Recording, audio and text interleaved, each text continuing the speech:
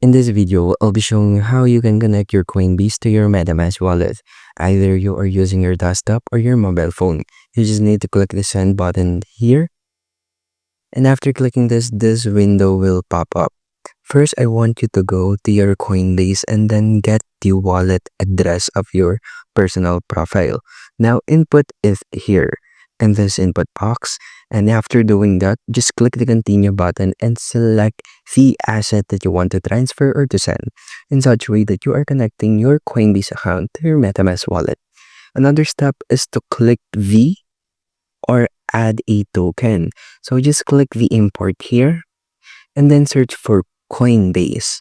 And as you can see, these are the available coins that is connected directly to Coinbase. So just select them if you want to have an update of the recent price of these tokens that is connected to Coinbase, and just click the next button and click the import. And that's it. That's how you can connect your Coinbase into your MetaMask wallet. And thank you for listening.